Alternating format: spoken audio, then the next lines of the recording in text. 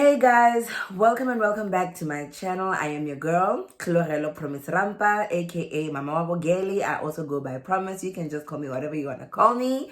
And this is Relocate to Australia with Promise. It is your #1 DIY relocation platform, meaning that, guys, disclaimer, not an agent, never have been an agent. I have done this whole process myself. I've relocated from South Africa to Australia without using an agent because I could not afford one. So if you were looking for information about how you can do that, guys, this is the channel to be at. So don't forget to like, comment, and subscribe to this channel for more information about how you can also relocate to Australia. Okay, guys, let's get into today's business. All right, so let me start here. I had something different planned for today's episode. I wanted to do a story time about our first time leaving South Africa. And I was on my Instagram looking at some of the pictures the day that we had left. Yo, guys, it was actually very emotional. And then it was during me scrolling that I saw my article, the one that I wrote for News 24. And then I just went through memory lane. So I just started looking at it. For people who follow me on Instagram, Facebook, I think also on LinkedIn and Twitter, I did share the memory with you guys. So I went down memory lane and I remembered the letter and I was like, oh my God. And it took me a while to actually go back to reading that letter because I had not read it in over maybe a year now. So I had to go back to reading the letter and I was like, oh my God. And honestly, everything that I felt during the time when I wrote that letter, everything just came back. So anyway, I was gonna do something different, but I felt like I wanted to talk about this letter like fully so that I can like maybe move on from it, because I really want to like move on from it internally. So this is why I'm here today. And I felt like it was very important for me also to read this letter to you guys so that you can understand where I'm coming from. The other reason is also because when I started this channel, obviously I started this channel by explaining why we left South Africa, right? And if you go into my comment section, you'll see that a lot of people have different views about South Africa, about people leaving. There are a lot of people who do relate to what I had experienced. There are some people who don't relate at all. And there are some who come and say, hey, you're such a traitor. Why would you leave your home country? And I'm like, did I not just say? I just said it. And there's some people who feel like I'm being negative and all of that. And I'm like, I do understand where you're coming from. Maybe you don't relate to what I am saying. And you are 100% right. That is okay. That is your experience. I was just explaining my experience and what I had gone through, okay? And yes, that might be a very total different experience to somebody else. I had this one guy who was saying, you could have lived in Rimsey, it's safe there, the security. I'm like, what was going to take me from the village now, my brad? What was going to take me from the village to Rimsey? You don't just wake up and go start living in Sandton. It does not work like that. I was unemployed. I think he might have missed the parts where I said I was unemployed. I don't know, man. So as I said, guys, some of you guys might not have the same experience that I did. And I do. What saddens me is a lot of people do come to me and say, Promise, I'm exactly where you were. Or I just came out of what you just came out of. And for me, I'm like, I don't want people to have that experience. It is not a good thing. And there's so many people who are also saying, I've also been hijacked. I've also been done this. I've also been going through this. For me, it is so saddening that, you know, these are the stories that we have to share as children of South Africa, especially when I look at young people my age that have been born after apartheid. And I'm like, we should not be having these stories. We should not be having these narratives. What is wrong? What is going on? So, okay, guys, before I proceed, I'm going to read the letter to you guys. I'm also going to have the link down below so that you guys can also read it if you want to. So we relocated in 2019, right? January 2019, we came to Australia.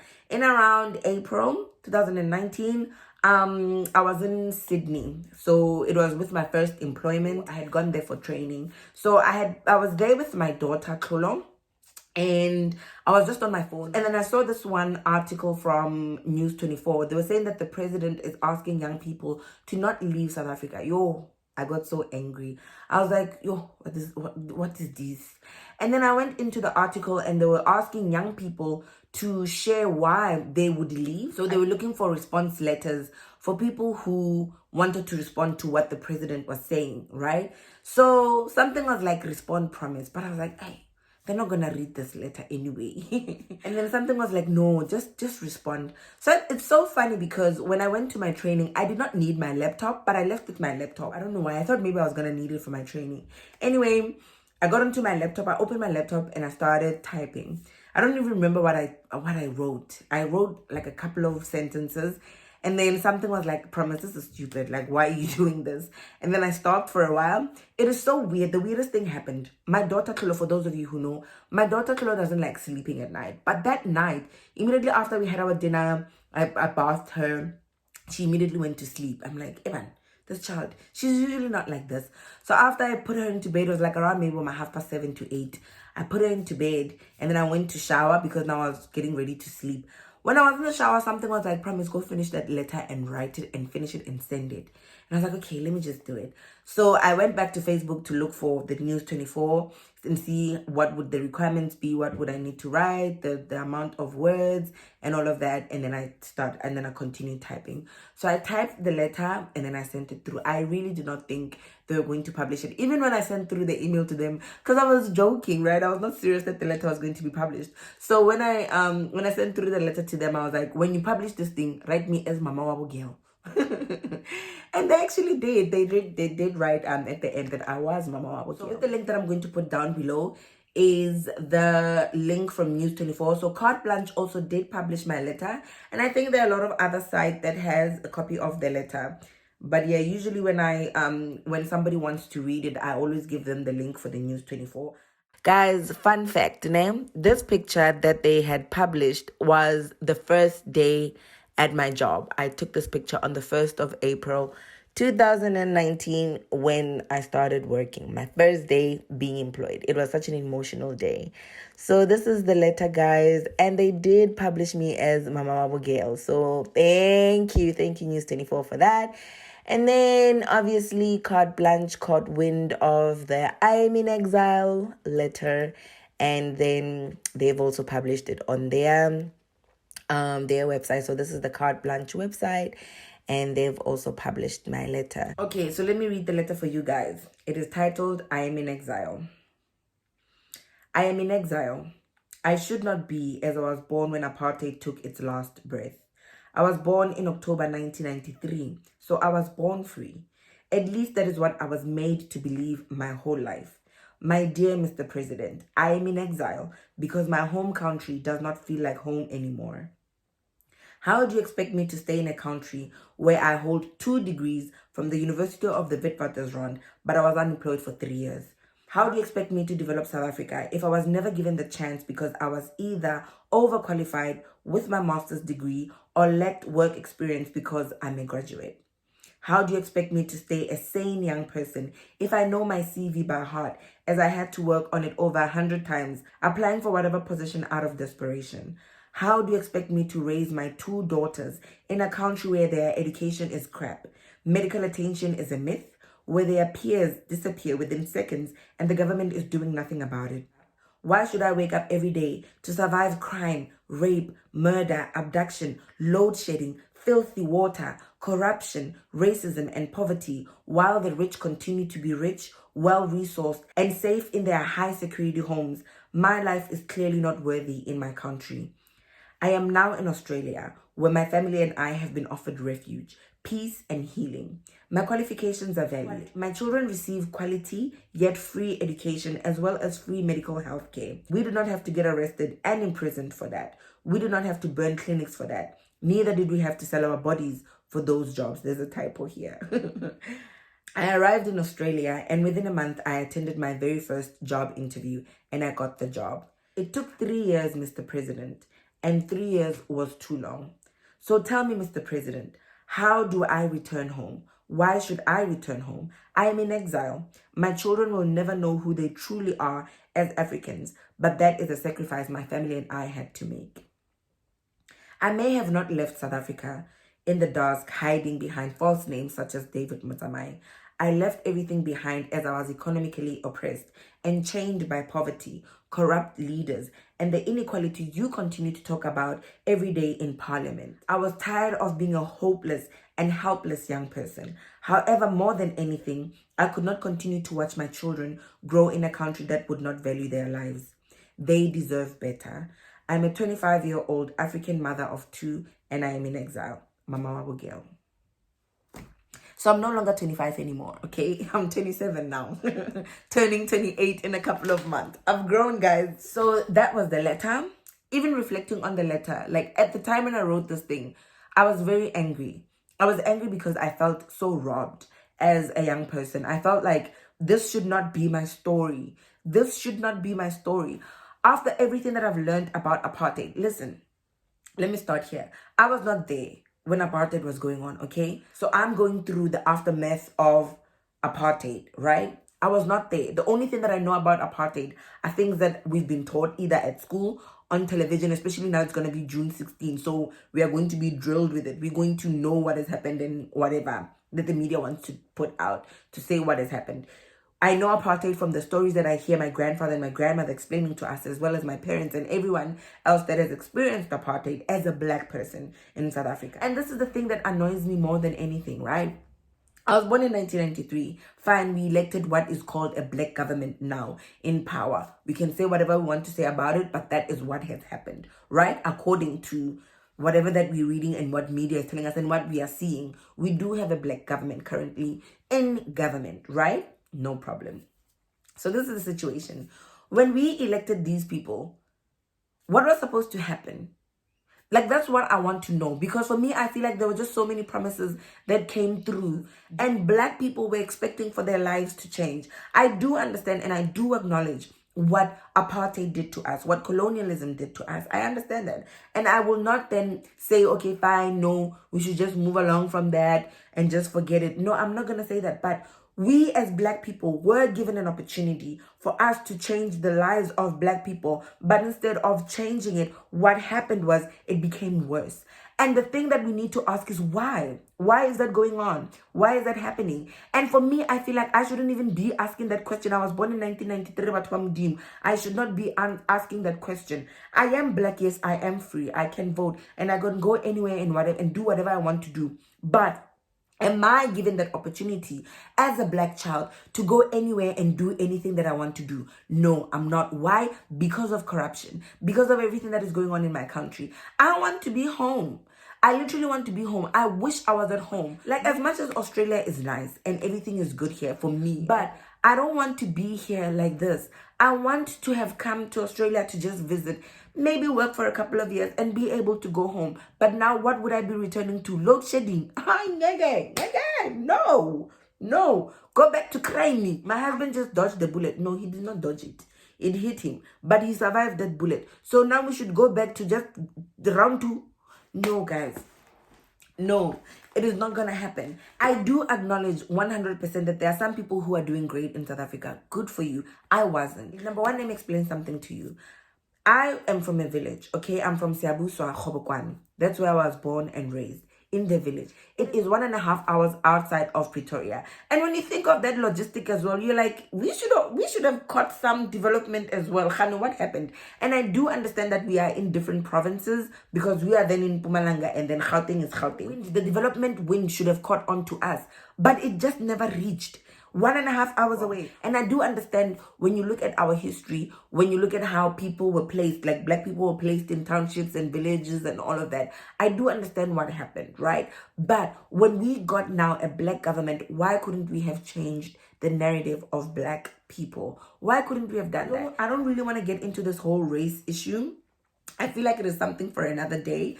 But when you look at what had happened, we had a white government that was doing all these things to black people. But their people, their white people, they were well taken care of. They were well resourced and fine. Yes, we can look at the numbers. There were not a lot of white people. And yes, there was a lot of corruption that was going on there. And there were a lot of black people. We do understand that. Fine, no problem. We can talk about it until the sun doesn't shine anymore.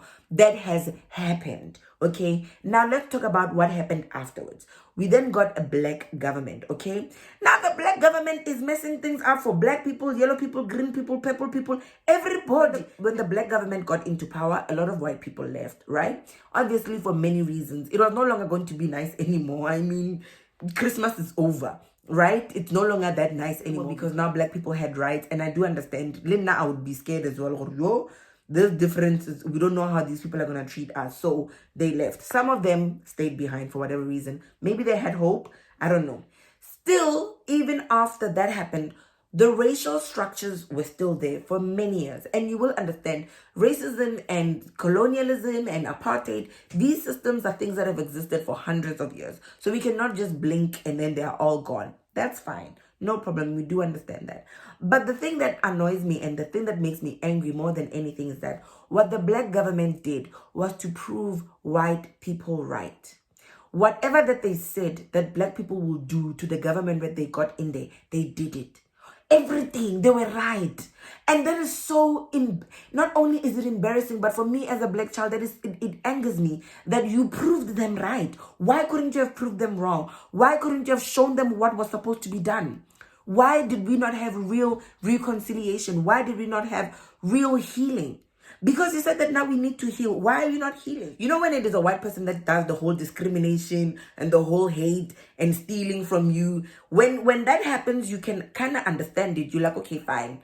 Yeah, we've got our differences. But when it is a black person doing it to you as a black child, and they're literally doing it to everybody, you're like, guys.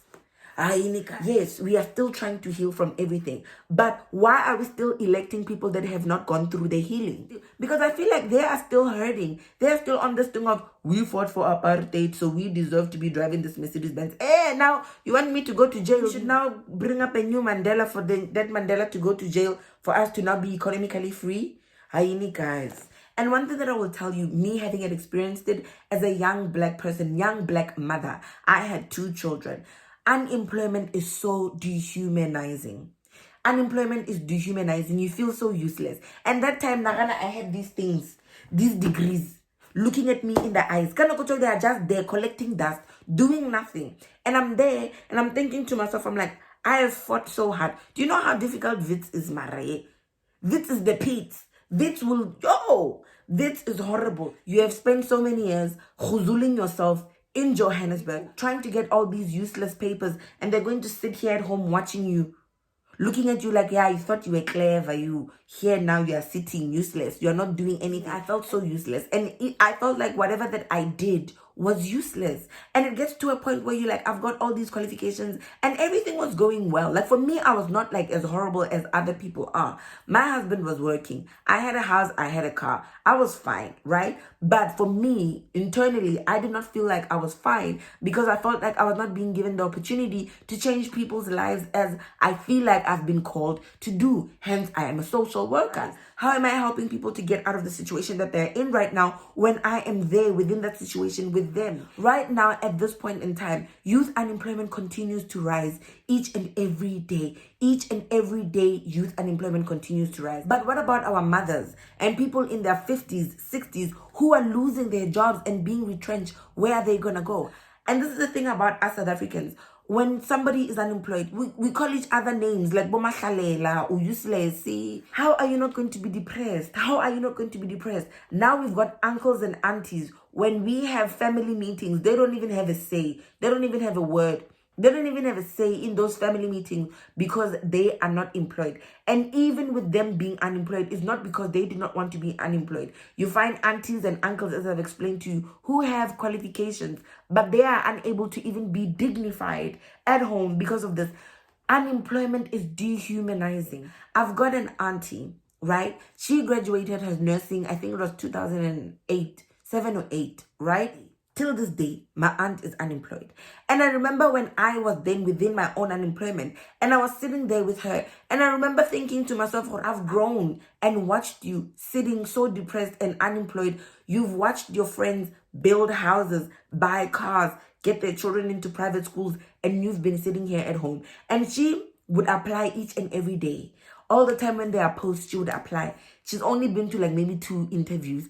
And both those times she's not gotten that job. She's still sitting at home till today. And I was going to be her. One day I sat down and I was like, I'm going to be my aunt. One day. Me. Guys. There are opportunities out there. And I am so grateful that there are opportunities out there. And for as much as globalization and colonization and all the colonizations has done to us, I am glad, even though they did whatever that they did, they should have known better. But they did whatever they did. But I am glad that they opened up this world for us. Because imagine if we did not know each other and we did not go through this whole integration thing. I would have been stuck now in South Africa. Maybe not. Maybe we would have figured it out. I don't know. But maybe things would have been different. But this is the thing. It's a maybe of the maybe. We don't know. I'm telling you guys, and I will continue to say this. We are not free in South Africa. We don't have democracy in South Africa. Yes, we are voting, but we are voting for people to go steal from us. That's what we are doing. They do it so shamelessly. They are shameless. The thing that annoys me about the corruption in South Africa, they are so shameless. They do it broad daylight, everybody watching, even God himself watching. They do it without remorse. One thing that I cannot stand is that you are gambling with our lives, the lives of the masses. And for me, I feel like people who are in power and they are the ones who are doing this to their own people, you are the biggest criminal. I don't even think there will be a jail good enough to punish you for what you are doing to your people. Things that are going on in South Africa are just insane right now. You're trying to survive COVID. On top of trying to survive COVID, you're trying to survive in jail, unemployed, there's no income. Your bank account is looking at you like, how, Kanti, are you not in your youth? Are you not supposed to be productive? Fine. You are now trying to recollect your thoughts and make a plan. The lights are off, load shedding. How about what I'm doing? What's that load shedding? You're like, okay, let me go take a bath so that I can just, relax myself. There's no water coming from the taps. There's no water coming from the taps. Now you are unemployed. There's no money in your bank account. You are sitting in darkness and you are stinking because you can't bath. I'm from the village. I'm from Siyabuswa. I'm from Hobokwan. I'm telling you, we are experiencing these things on a daily basis. And you find people who are living in your center and your centurion and your whatever, who are coming to you and saying, well, I don't get load shedding all the time. And I can also get a generator. I do have what? Hey, I get it now. You are living in white suburbs. I did not choose to be in the village. I woke up one day, I was born. My grandmother is in the village. My mother is in the village. I'm in the village. So does this mean my children have to be in the village too? And I went to university to get myself out of this village. But I went to university to Joburg for 5 years and found myself right where I started, in the village. That is why I left. That is why I left. This will not be my children's story. My children will not have the same story like me. My children will not go through what I went through. Never. It is not going to happen. That's what I said. And that's the decision that I made. It's not going to. It will stop here. It will stop with me.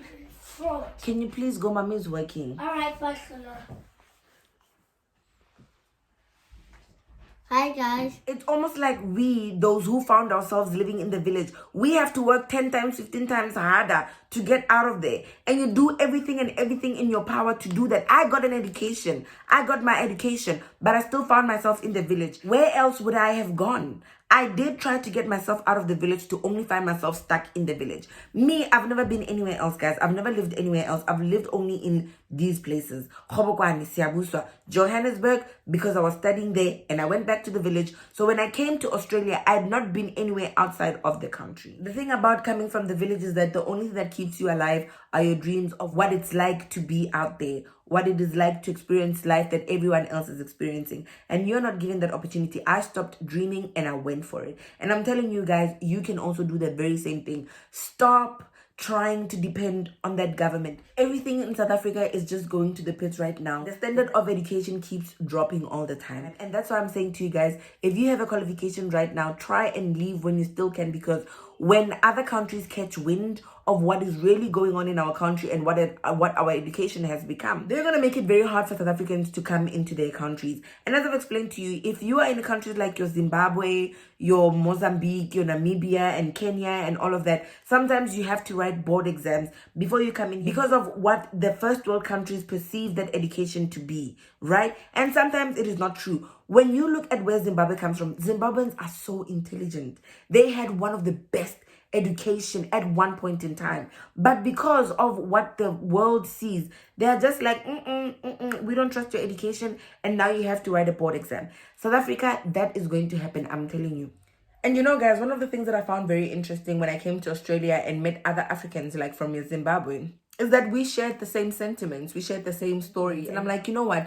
There is a lot that happened during colonialism, and there's a lot that happened during the apartheid regime and all of that. But one thing that we really need to do as Africans is to really go through the process of healing and stop pointing fingers at what white people have done to us and start looking at what we are then doing to our black people as well. Because I feel like if our elders do not heal from what the white people have done to them, they breathe that into their children, and we're going to now breathe that into our children and breathe that into their children, and it's going to be generational. And we wonder, why are we stuck? It's because we are unable to heal. That is why it is important for our leaders to have healed from what apartheid had done to them, right? They have to heal from colonialism. And you guys might not understand it how I have understood it, but that is how I have just came to the conclusion of what is going on in our country. We are now fighting each other as black people. We are now pointing fingers towards each other. And there are some who will be like, but the white people, this and this and that. How many years are we out of apartheid policies and the apartheid regime? How many years? Why couldn't we have done something different? And I battled with this for a very long time until I came to this conclusion of we have not healed. We have not healed. Our political leaders have not healed. And it is not only in South Africa, but in most African countries, we have not yet healed. And until we get to a point where we heal from everything that has happened to us, we will start to be compassionate towards each other because we understand that we are a wounded nation. The main fact is us as black people, we really need to come to a point where we say, you know what? We should just stop waiting on people to dictate what's going to happen with our lives, and we should take charge of our lives. And we are unable to do that. And I know every time we start having conversations about being black and blackness, people cringe and they get uncomfortable. I know, and I do understand, but for us, in order to move forward, I feel like for us, in order to move forward, we need to be able to really sit down and really unpack this in a place where people will not feel like, let's be sensitive. We need to be in a space where we can really have these conversations, be honest about what is going on. But most important is for us, after we're done having these conversations, to heal from them, to move from them. Because if we are unable to do that, we are now as black people going to continue saying, oh yes, we are like this because white people,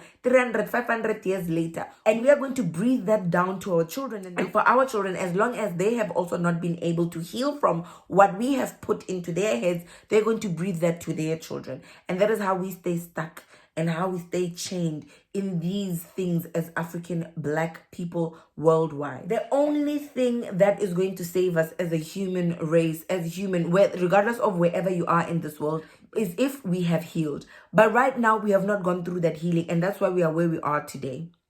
But one thing that I will tell you guys, save yourself. You save yourself. If wherever you are right now, regardless of the color of your skin, and you feel like you are not getting the life that you want, relocate, leave, go somewhere else. And a lot of people are like, okay, fine, promise, you say that we are not free. So what is your definition of freedom? My definition of freedom is that even if I have voted a political party into power, I can see that they are fighting for me, okay? As they say they would be. I'm not talking about free education. I'm not talking about free healthcare. It is fine even if you want me to pay for it. But the thing is, if you don't even create an environment for me to be able to get a job or make the most of the economy for me to actually even be able to pay for those services, what are you saying about my life? What are you saying about my life? Me saying that we are not free is me saying that you can't even do anything to help yourself. And you try to put these people into power, hoping that they save you and they do something to make your life better, and they watch you suffering day in and day out. And all they can ever do is be in parliament and talk about inequality every day. Freedom is us being able to trust in the people that we have elected into power for them to deliver what they said that they would. Freedom is us being able to live our full potential, live out our full potential, that by the time we leave and exit this world, you're like, you know what? I have served my people and I have served my purpose. Whatever it is, whether it is you having a kitchen and cooking meals and whatever, and you're selling it to people, whether it is you selling socks in the middle of the street, whether it is you being a social worker and trying to help people get out of the situations that they're in, or you're a medical doctor. Or now we've got young people who have placards, who are standing go di robotong, holding a placard saying, hey, I'm looking for employment, please help me. Now we've got young people having to swallow their pride and hold placards in the middle of the road, begging for jobs on social media. Please hire me, please get me hired. And you know what it takes for you to actually get to that point to do that? We are not free. We are not free. Imagine that's what it has to take for you. That time you have gone all out to get that education. On top of you getting that education, now you have to fight to even get a job. We are still fighting. We are still fighting. We are still fighting till today. After Mandela has done what he has done, we are still fighting. You cannot say that we are fighting for whatever that we are fighting for and we are free all in one sentence. No, we are not free. What we are going through is a disgrace. Fine, I'm in Australia. It is nice here. managed to get a job. I'm living the life that I've only dreamed of. I'm living the life that I could only dream of when I was in the village. I do feel like I am in exile. I want to be at home. I want to be living this dream at home with my people, with my family, and celebrating with them. Guys, diabua ko South Africa. Like diabua, go rough. South Africa go rough. And I know a lot of people experience it very different, and it also depends. Your experience of South Africa depends on your pockets. Literally, if you have money, you're gonna experience it very different. You can go to Cape Town, V&A, and eat your oysters.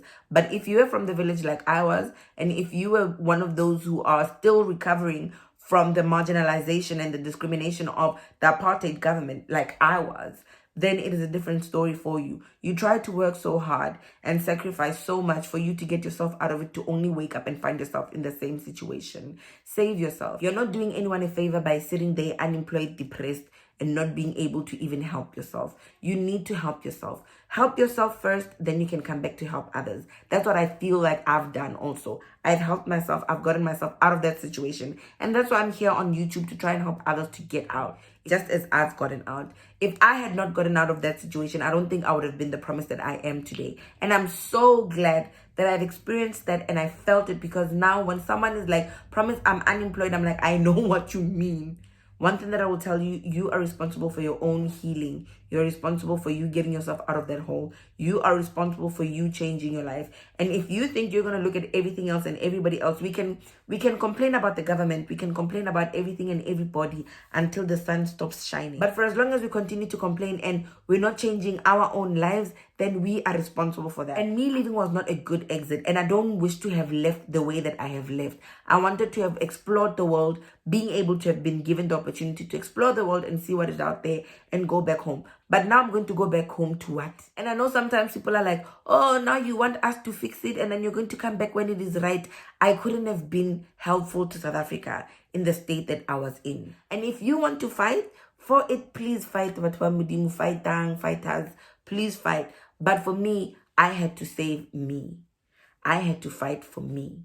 If you feel that you are the next Nelson Mandela, how go pantita but pantita, luena, it's fine. That's your choice. If you want to fight for the freedom the way it was done, fight. But the main thing is that we are not free because our people are still feeling like they need to fight for their freedom. So we are not yet free. Save yourself, guys. There are opportunities out there. The world is so big and it is waiting to receive you with your qualifications that you have worked so hard for. And they're going to pay you and reward you in dollars. So take that opportunity as it comes and when it is still available for you guys before it is too late. Save yourself, okay? I'm done for today. I hope you enjoyed today's episode. Until I see you again next week, it's goodbye from me.